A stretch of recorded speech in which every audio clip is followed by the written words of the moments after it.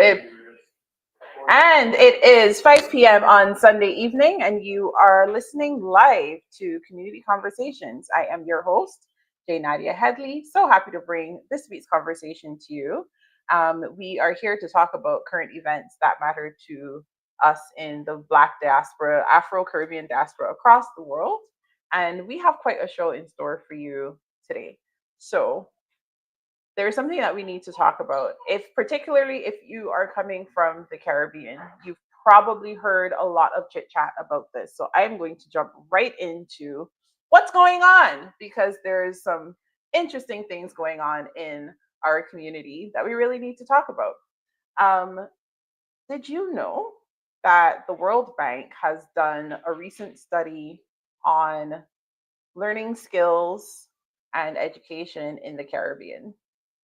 And if you are from the Caribbean, you probably have a lot of pride in our educational system. And you probably, praise the way how we have been taught, especially if you grew up in the Caribbean, you did your O level and A level exams, or you did your CXC, CSEC, and your CXC CATE exams. I'll break that down. But then if you left and went and studied somewhere else, you probably feel like, oh, what we did was amazing. What is everybody else doing? Right. Um, and we've probably boasted around, high rates of literacy in the Caribbean and all these different things. But recently, the World Bank has issued a statement that only 4.9% of students have passed 5 or more subjects for CSEC. So let's break this down. Post colonial education. If you are in a country around the world where the United Kingdom, Great Britain, was your last colonizer, then you probably have a similar education system where you prepare for a series of exams across a wide region. In the Caribbean, we have something called an 11 plus or common entrance exam at 11 years old. Everyone on the island takes an exam. It's usually a math paper, an English paper, and a composition.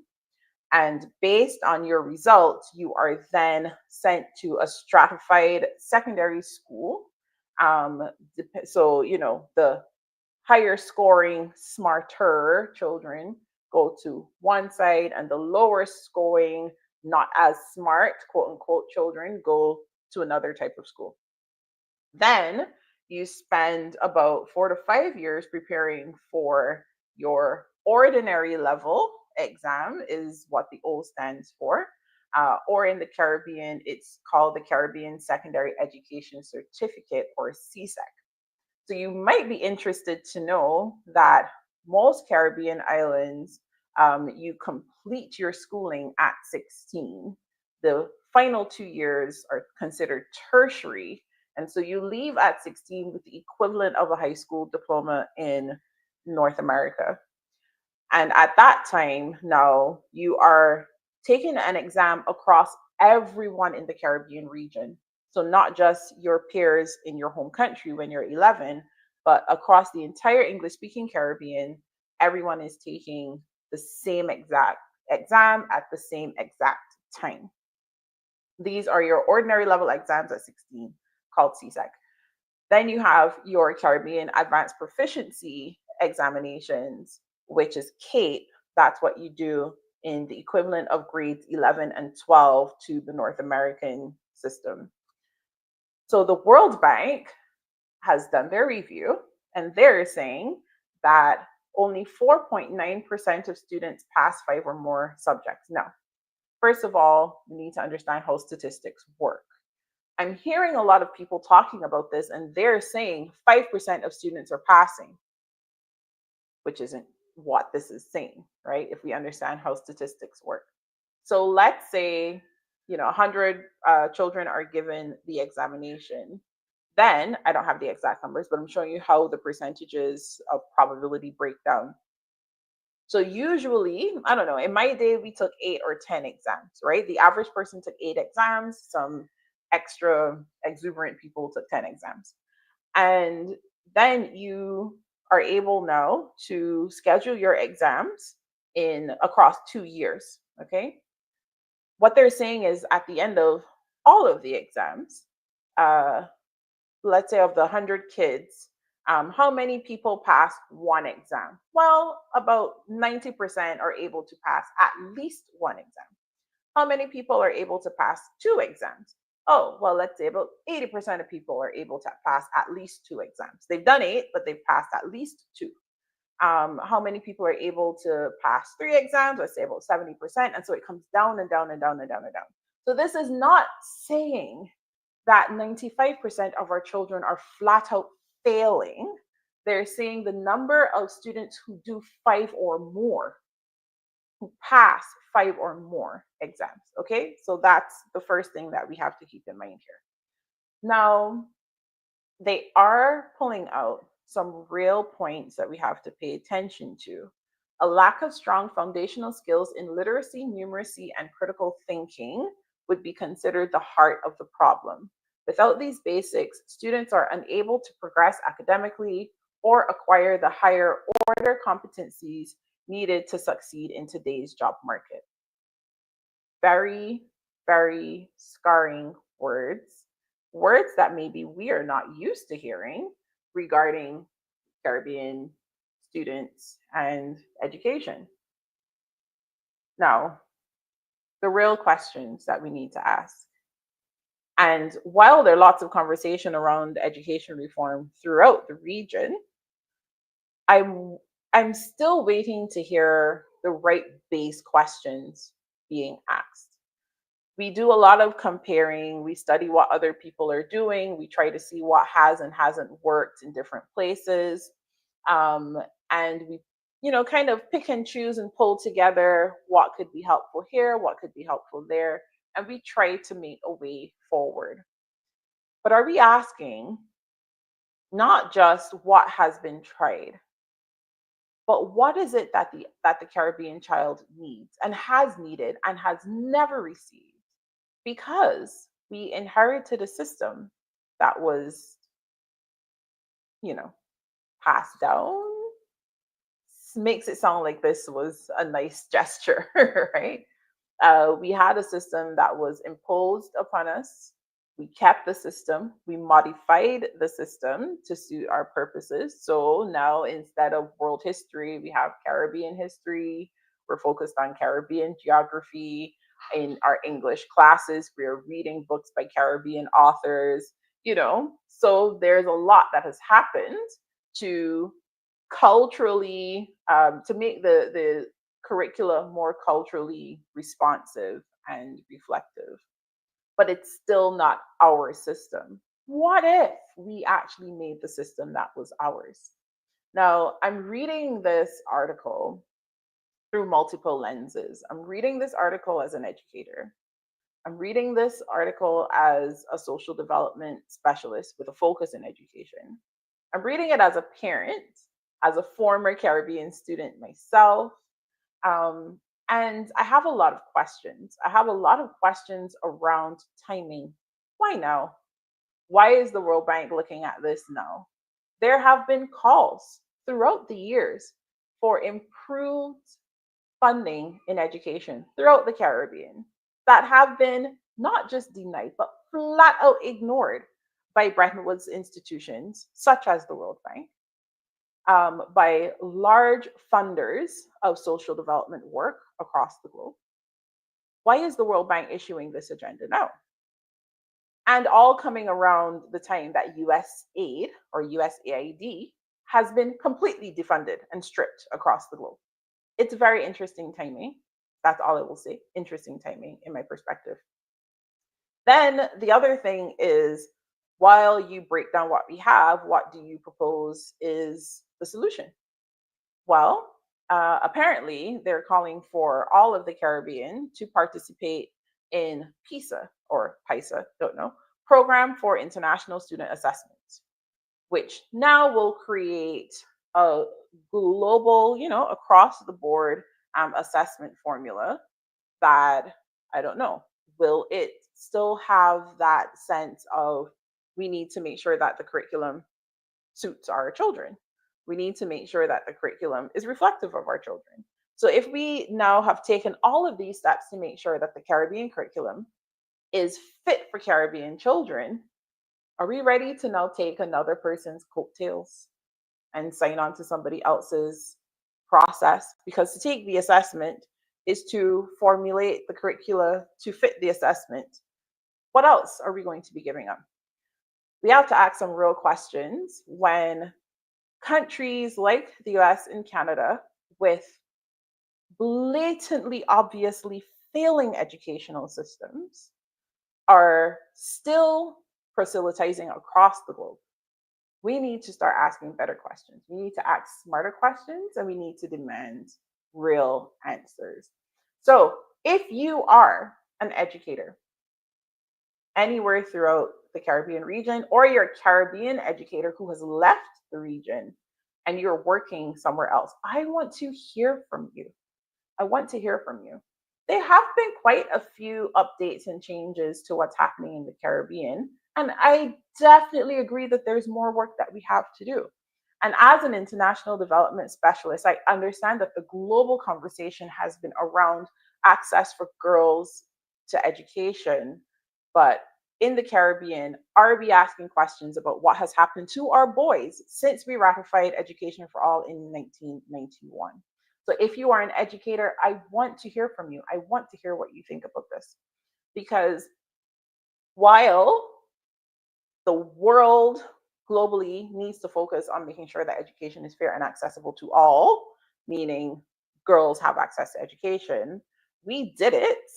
And so now here we are several years later, needing to ask, did we swing the pendulum too far to the other side? And how do we come back to the center and correct this? While we are trying to figure out how to correct it for our boys, we have realized that there's another issue we may not have foreseen. Many Caribbean households are matriarchal. Mom, grandma, aunties are in charge of the house. But we step outside of the house and our societies are largely patriarchal. And so after we have told our girls, yes, go to school and get a good job, we sell that story. Go to school, get a good job, and you'll be independent and all of these things. Then she gets to work. And all the women in the house who've been cheering her on and the women who blazed trails before her, who set examples, are telling her, come behind me, follow along.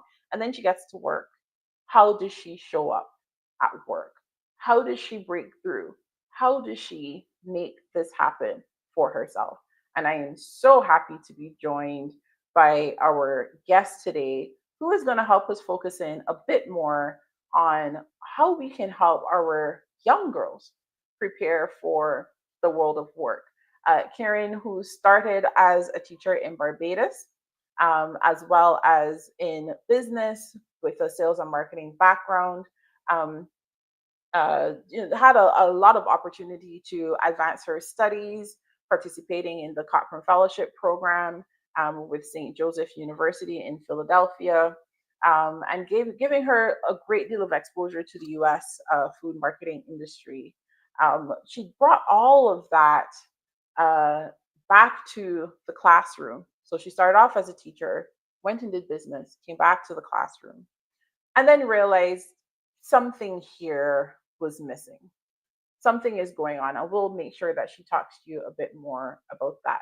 But when she realized that something was missing, she decided to yet again continue her studies and focus now on psychology, both at St. Leo University in Central Florida and Penn State University as well in Pennsylvania.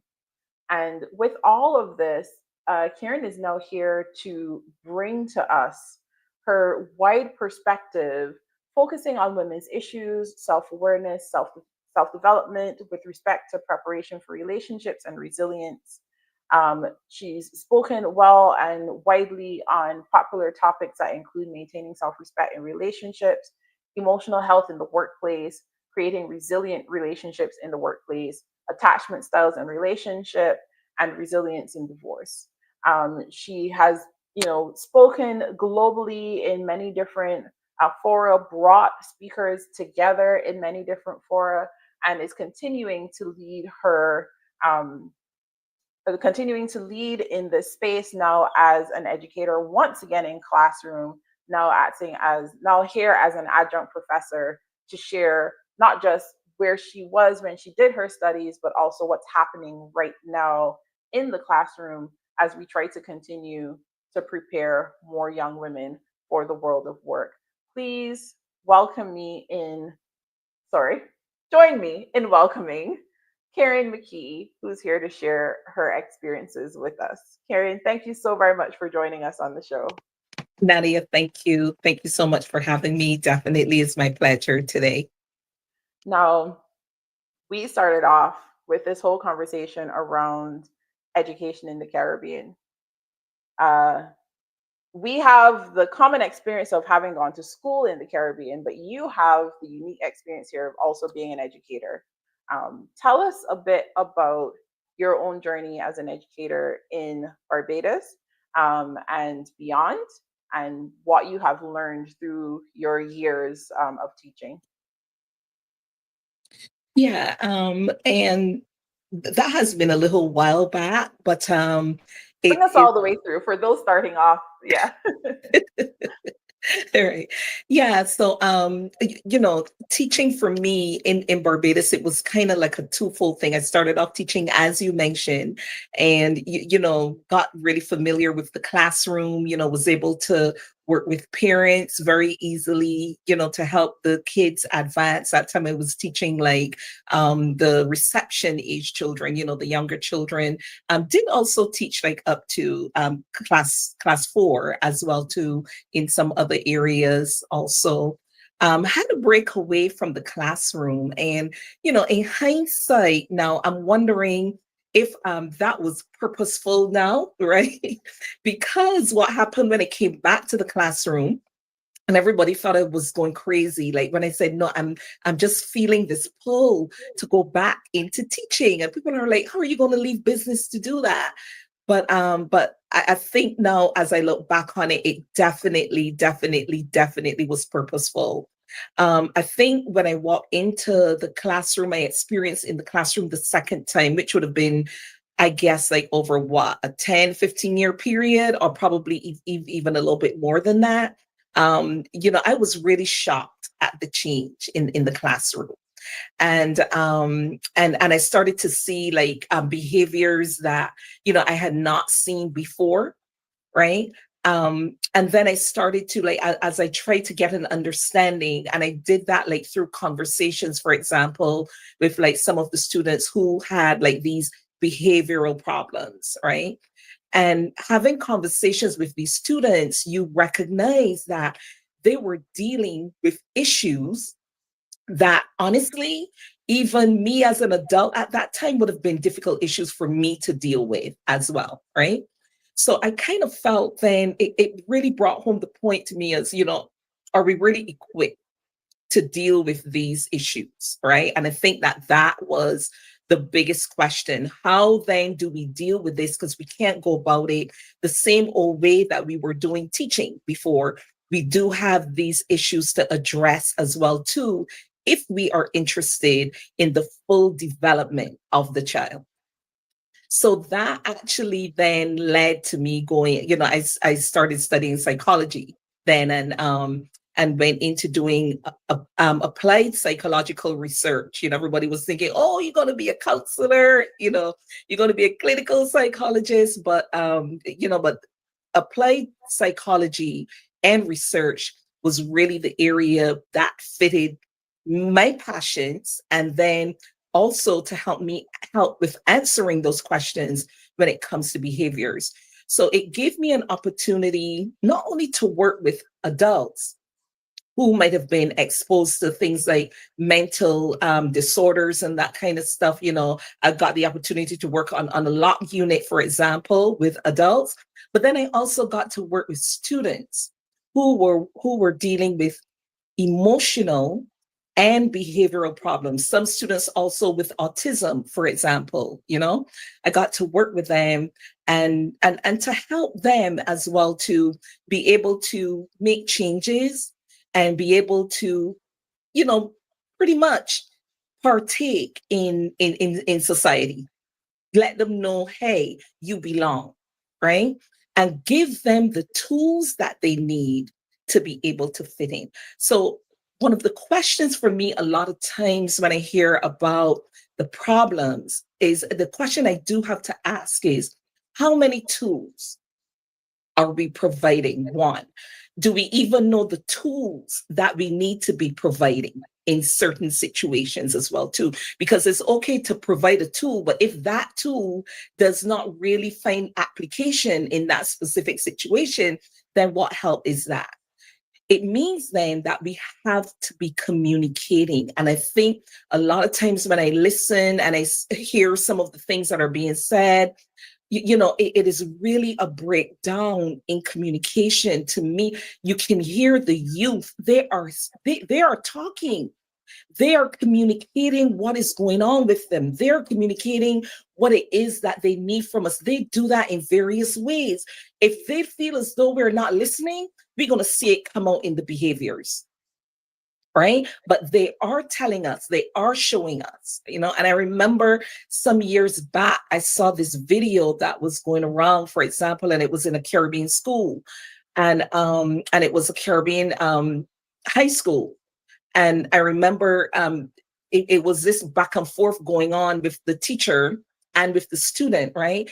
Yes, the student was being disrespectful, definitely was being disrespectful, but you have a class of teenagers and it is a mixed class, right? So you have male and female, and you're going to be asking this male teenage student in this classroom filled with girls, right?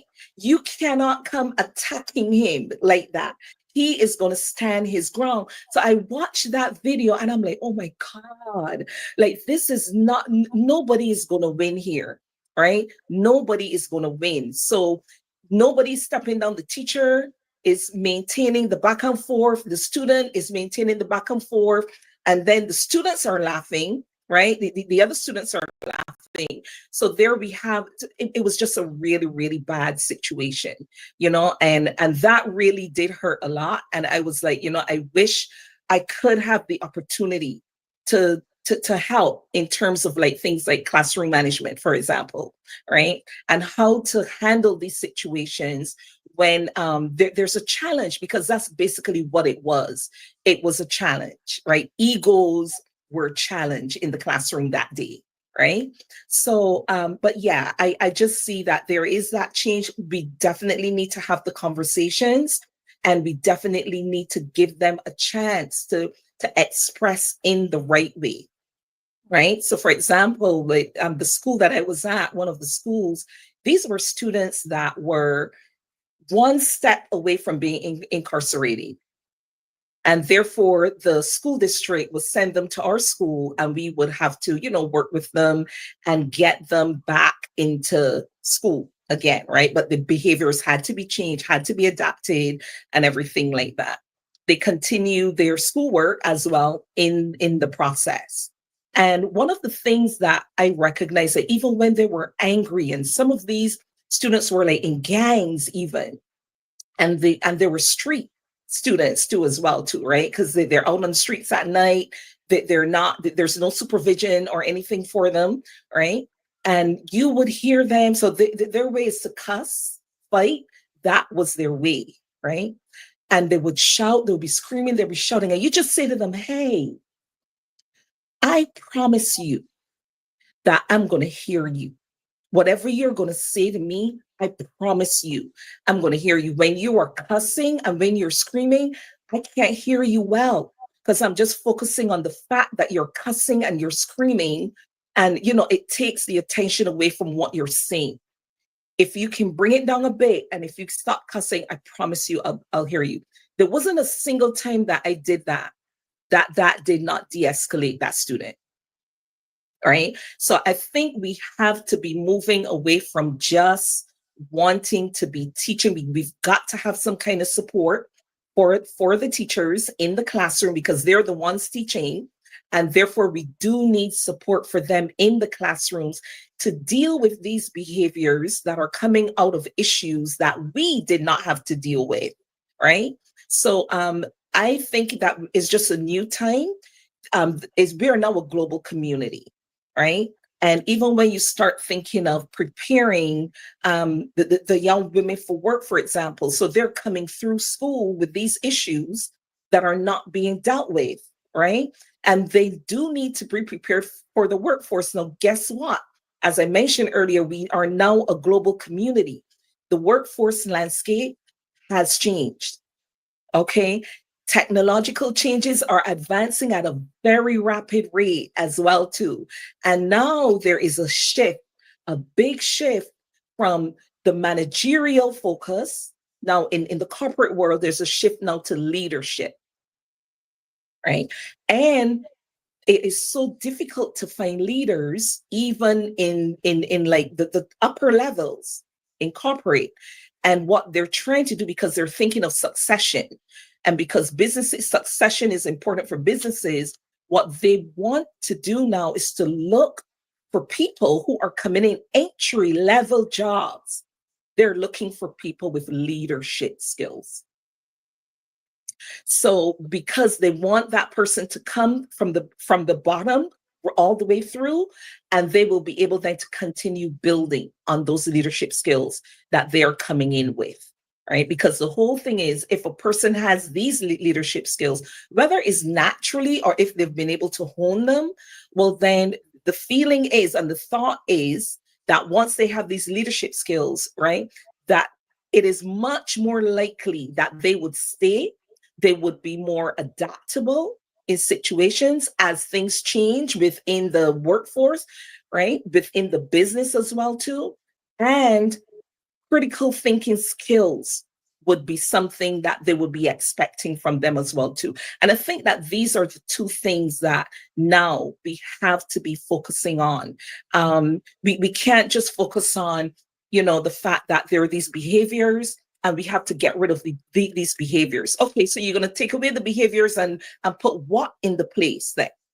Right? So are we just looking to get rid of these behaviors? Don't do this, don't do that. How about we tell them what to do? How about we show them what to do? How about we coach them? How about we mentor them? Right? So I think a lot of them are ready. I think a lot of them has been saying that, have been saying that. I think that this is something that they would like. And and I think that it is really up to us, the adults, the older ones, right? To try and make a way for them as far as that is concerned. I think too, even like in the educational setting as well too. I'm sorry, but I've seen that although there are these problems, the teachers are saying that there are these problems, right? The principals are even saying that there are these problems, right? There are even some, like in the ministerial level, that are saying that there are these problems, but the gatekeepers, the ones who do not get out into the schools to see what's going on, but they're just there passing paper, shifting papers from one place to another, making decisions as to whether or not certain things can happen without being able to see what is actually going on. I think that that is where we're having the breakdown. And I think that we need to be able to be listening more, not to the gatekeepers, but listening more to those who are right there on the forefront and who are communicating what the problems are, what the issues are. And I think that that's the only way that we are really, really, really going to have some kind of movement forward. Thank you. Um, Lots of nuggets there, lots of gems. I want you to clarify something that you said earlier. You said you worked with adults on a lock unit. What does that stand for? Okay. So it was a crisis unit. I was doing my internship there. So it was a crisis unit, which means that these are patients who have like severe mental disorders. So we're talking Is about lock is an acronym for something? locked is, so it's a locked facility, which means that Oh, like the they're door is not locked. free to move in and out. Okay, got it. Okay, Yeah. Yeah. So it's a locked facility. okay, got it. Um, and then you said something earlier that I thought was very interesting. if we are interested in the full development of the child. And then in your examples, you showed where children, teenagers are saying, we need help. This is the help that we need. Or maybe they can't verbalize, this is the help that we need, but they're showing that they need help through their behavior, um, and with their words, even if it may not be the most choice words. And we have to prepare these young people who are struggling to figure out within themselves what is going on, Right. struggling to figure out how to say it. We're struggling to hear and understand them. And we only have a few years until they hit working age. What are some of the things that you are seeing in the workplace where some of these fundamental issues have not been dealt with in those early formative teenage years, that preteen to teenage years, behaviors that have maybe gone unnoticed, maybe they've been suppressed or whatnot? What is that shift that you're seeing? You talked about the shift in the classroom a few years ago, and now you're working with building healthy relationships in the workplace. So, how have you seen that shift impact the workplace as well? Yeah, so it is kind of twofold there. I've found. So you would see that there's some people who may be coming in and they want to do well. They are aware of the fact sometimes of their own, or maybe they're focusing a lot on their weak areas sometimes. So you hear people talk about self-esteem. I prefer to use the word self-efficacy, right? And because they're not confident in their skills sometimes to get things done, right? And instead of being able to communicate that for the fear that they may be frowned upon or looked upon as though they can't get the job done properly, you probably find them kind of deflecting, right? Deflecting, not accepting responsibility, right? You would find them, they're not teachable, for example, as well, right? So definitely something to be worked out. Um, I don't ever think it is too late, right? I don't think it's too late. I think that the minute that light comes on, I think that that it's a goal, right? Um, you know, I always say, like, even with parenting, for example, you're not going to get it 100% right. Okay. So, and then again, too, homes have changed as well. I think you touched on that a bit earlier also, but I'll use myself as an example. So I remember, I've always been the kind of person who was kind of protective of my kids, right? I didn't want anything to happen to them. I didn't want anything to go wrong with them. So as much as I could do to make sure that nothing goes wrong, I would do that, right? And so it meant too that there were times when, if I'm fearful of something, in me trying to help them, what was happening, and I did not realize it, I'm thinking that I'm just trying to protect them, right? I'm just trying to protect them, but it was my fear of what could go wrong that, apart from my words, which were supposed to be helpful, this fear is behind their coming out towards them as well too. And it was only when, in again, that communication, right? That communication two ways. It was only when I said, hey, I am just doing this because I'm a mom and I care. But then when the person said to me, well, okay, well, what happens is, when you do that and your fear comes, then, I have to try to protect myself from that. And I'm like, oh my goodness, I never even thought about that, right? So we as parents, even, we even have to watch how our own fears, right? Our own things that we have not yet addressed, how those things even impact our children as well too, right? So I think that it is it is just a place where we have to be all willing to be vulnerable, right? And we all have to be willing to recognize where we have strengths, because we do, right? Where we also have those weaknesses, and also be able to give ourselves grace and give each other grace, right? And in the classroom, it's the same thing. giving these young people some grace to make some changes that they do have to make, right? So I think at the end of the day, it is all about that, allowing the vulnerability, remove all of the judgment. A lot of times with our conferences, and that's one of the first things whenever I open a conference that we have, I would always make it very, very clear. This is a no judgment zone, right? Absolutely 100% no judgment zone, right? And we have been getting so many great results because of that. And I'll share one with you, where, I remember doing a self, I decided I was going to do a self-awareness session one year. And this was again in a Caribbean island. All right. So we were having a conference. I was doing two sessions. One was on self-awareness and one was on self-management. And I remember this young lady, she came in with her mom. And, she was extremely shy. And to the point that when I was told her age, I was extremely shocked. I thought she was like 13, 14. And I think she was like 19 years old. And she was sitting next to her mom and she was there, Now, in the self-awareness session, I normally get vulnerable first, to allow people to get comfortable. Then I usually pick on someone. No, I usually get someone to like kind of volunteer to use them as an example if they're comfortable.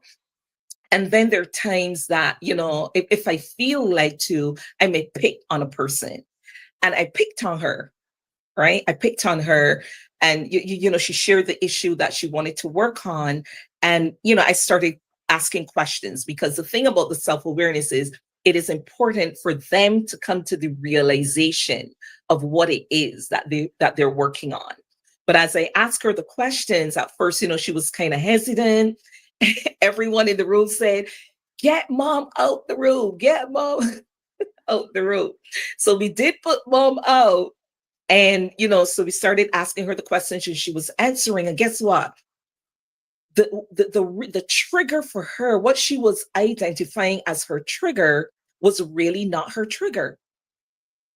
And then from the question, she was able to recognize what the true trigger was. And she said, "Well, I never even thought about that." Right.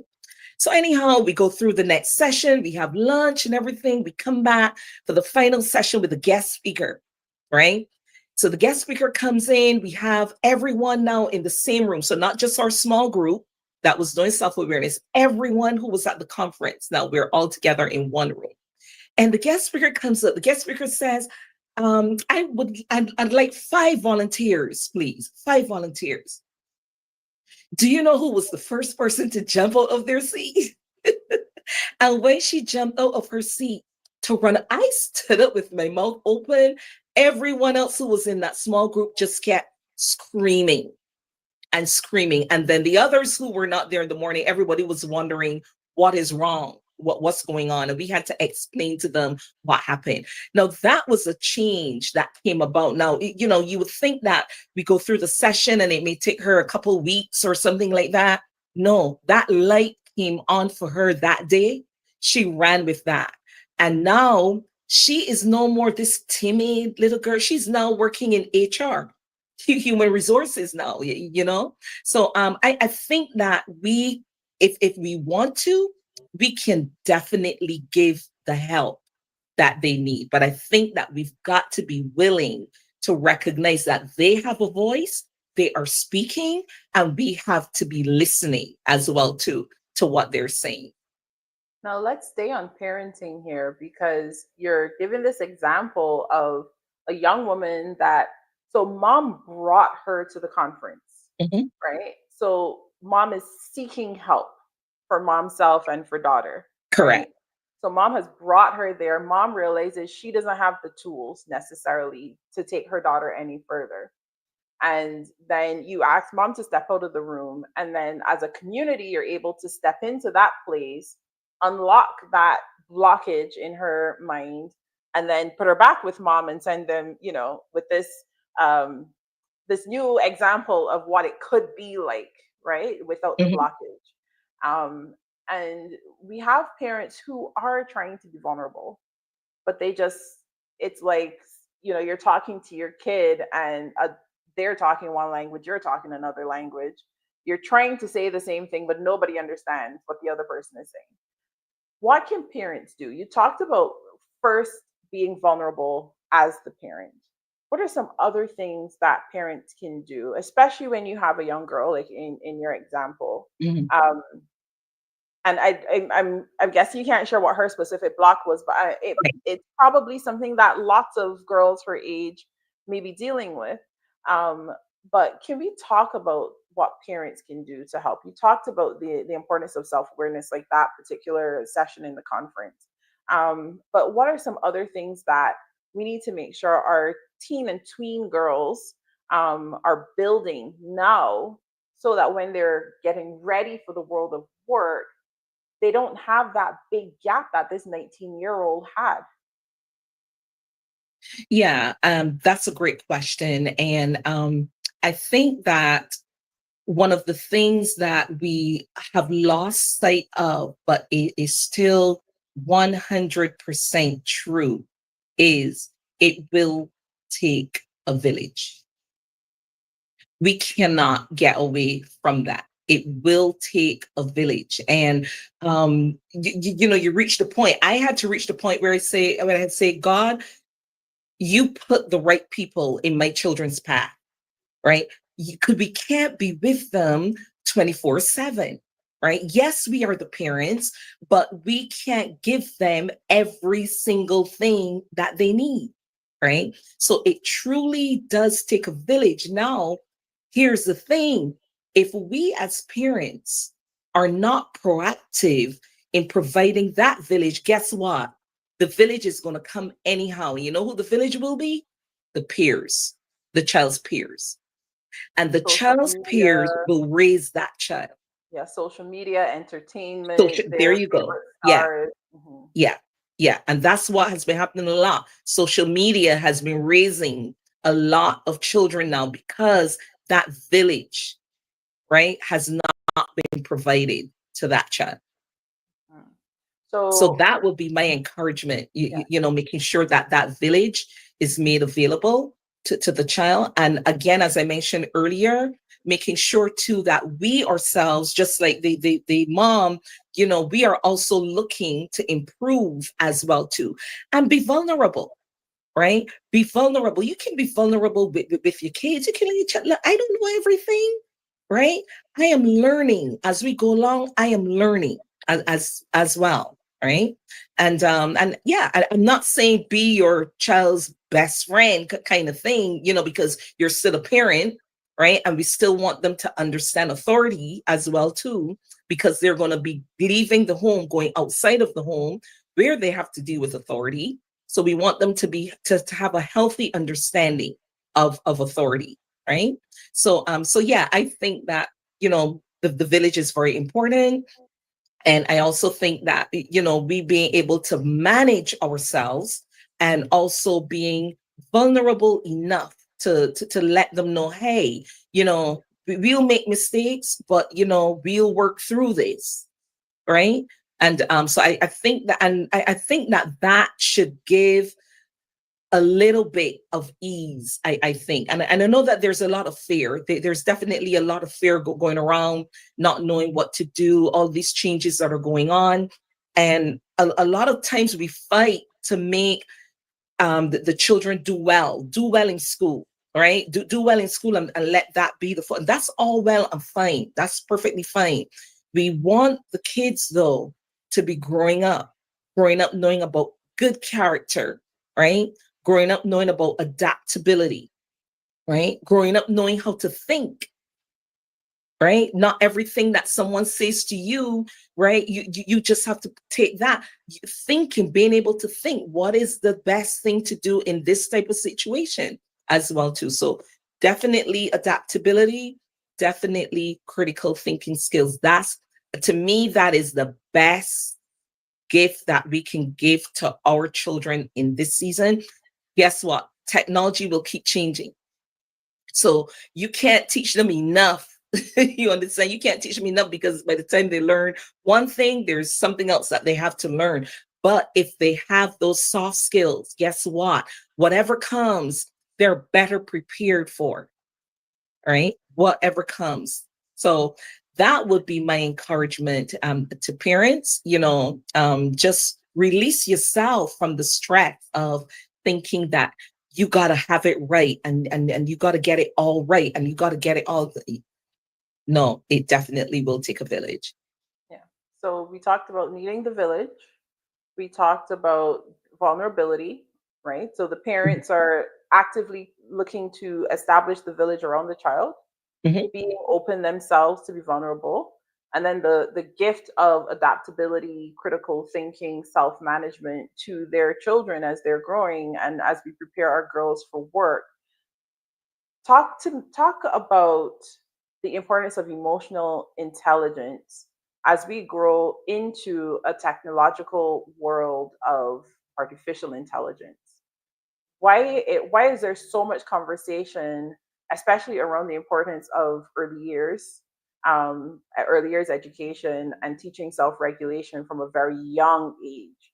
But talk to about that importance of emotional intelligence in our tween and teen girls as they transition into a world of work that looks nothing like the work that we've been a part of before. Okay, so the emotional intelligence helps in terms of, first of all, the individual. And it is very important for any person to be able to know who they are. Um, I also said in a video that I did some years back, it is not only important for you to know who you are, it is also important for you to know who you are not. And I think that the whole thing of being able to do the self-awareness, for example, I always use that as the beginning, right? Because getting to know who you are, getting to know triggers, for example, right? And you working through that, that will take some time, right? Then you start to learn how to manage yourself based on those triggers as well. So the first thing that comes in there, and how that helps, is you are now accepting responsibility for you. You're now accepting responsibility for your actions. So I didn't cuss the person because they made me cuss them, right? Right? Because they said this and the next thing. No, I didn't have to cuss them, really and truthfully, right? I cussed them because I wanted to, right? I could have done some different things. I could have just ignored them. I could have just said, I'm sorry, and walk away. I could have done a whole lot of other stuff, right?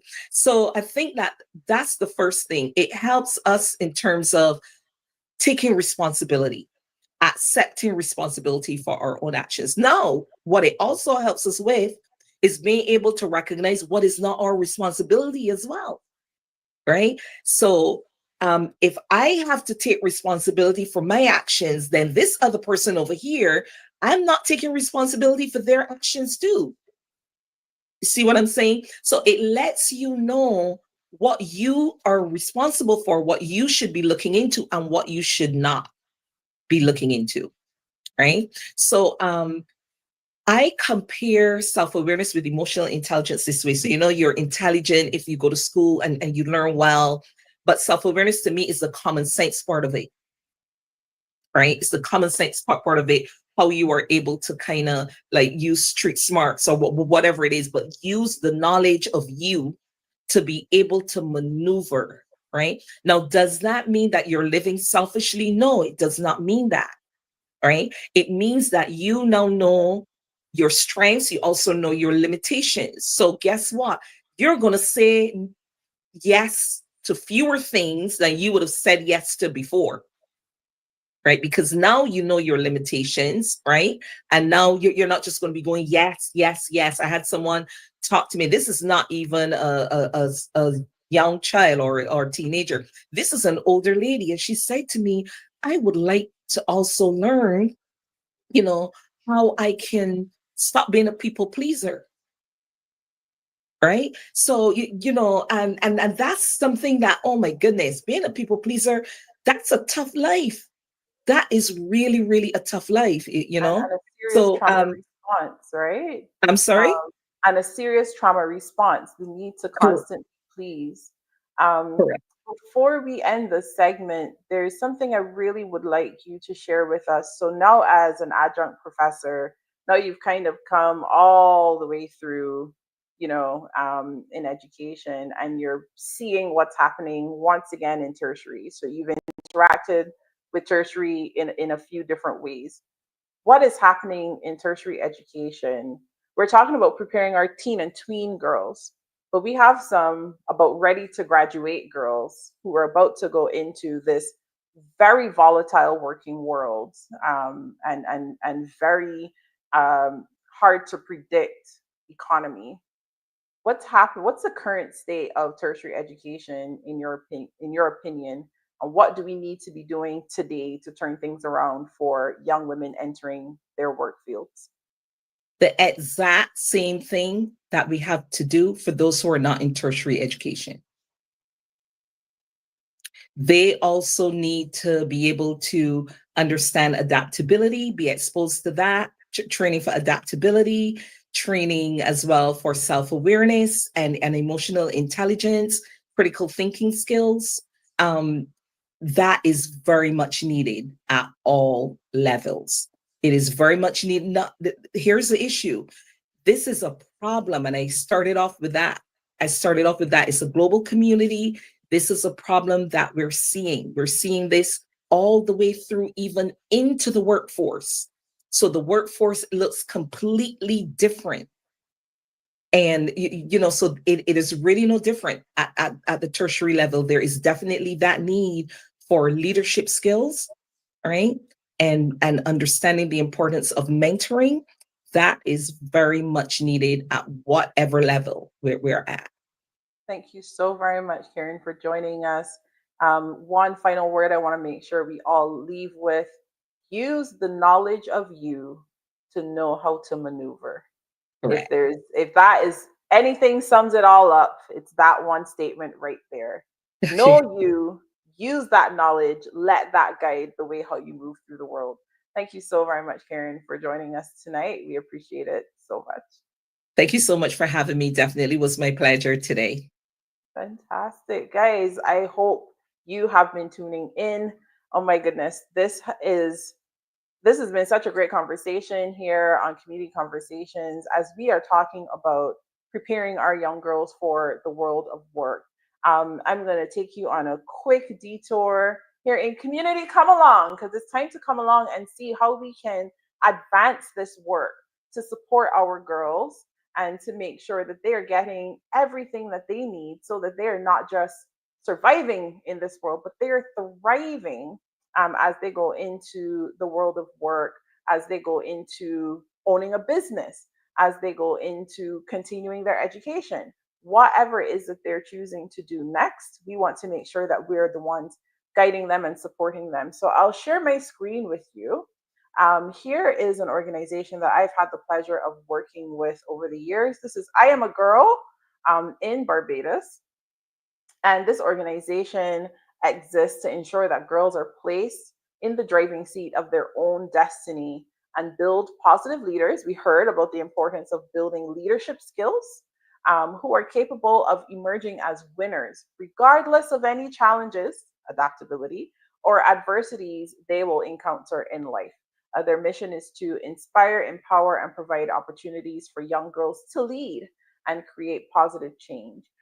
We are hearing more and more about the importance of leading people, managing processes. And the vision here at I Am a Girl is to develop a positive shift in community spirit and build an everlasting sisterhood among girls of every variety of background, locally and regionally. And this organization has been doing such incredible work throughout the Caribbean. They're continuing to support with mentorship. So we heard about the importance of mentorship for young girls. They're increasing their civic engagement. raising their voices at the policy level to advocate on behalf of girls, and of course, developing the community to make sure that they are building the village, as we heard about the importance of the village. They're building the village because unfortunately, not every parent is positioned to actively seek out the right village. Sometimes the parents aren't surrounded by a good village themselves.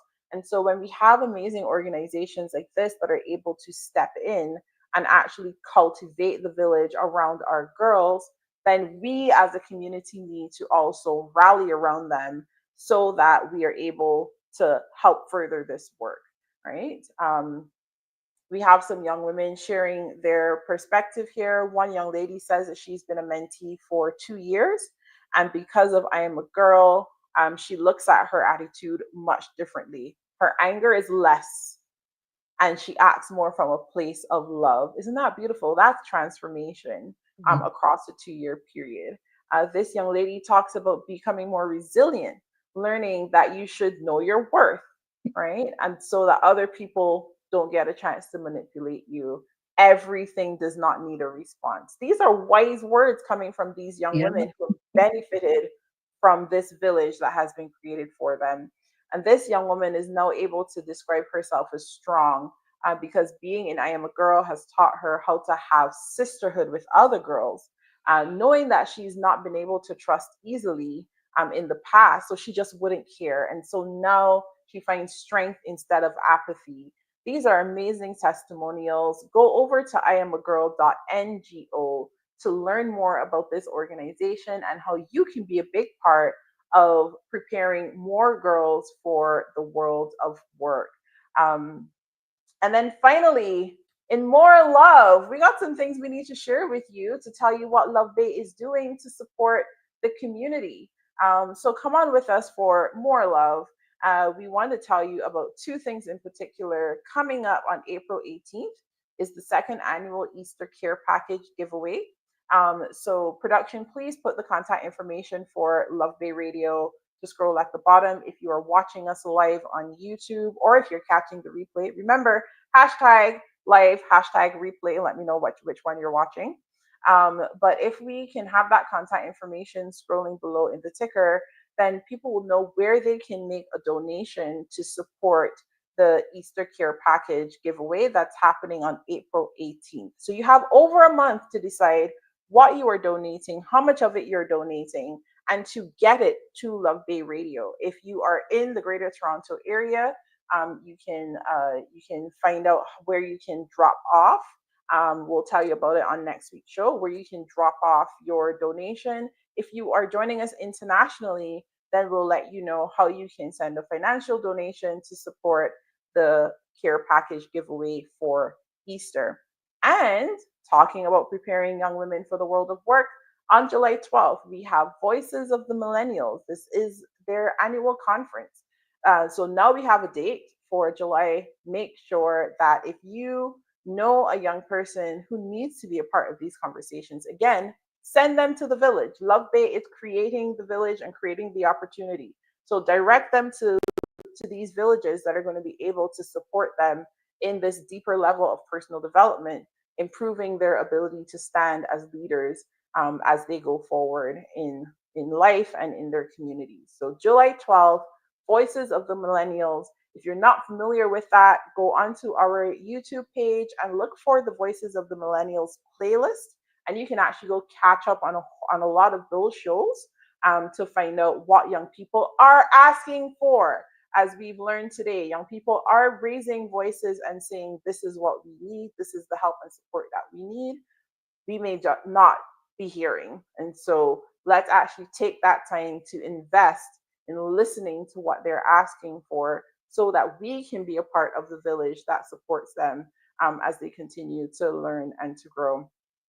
This has been my great pleasure, as always, to bring you community conversations so that we all know how best to prepare our young girls as they go into the world of work. My friends, as always, continue the conversation.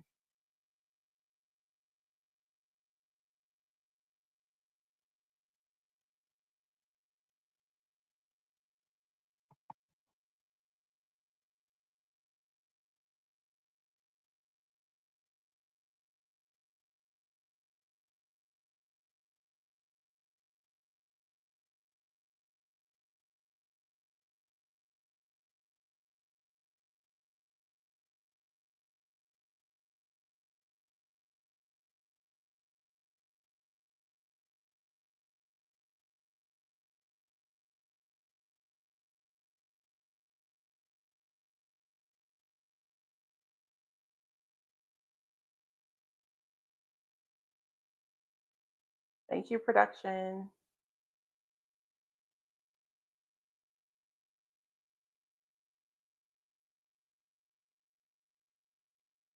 Well, it looks like I got a few more minutes to hang out with you guys.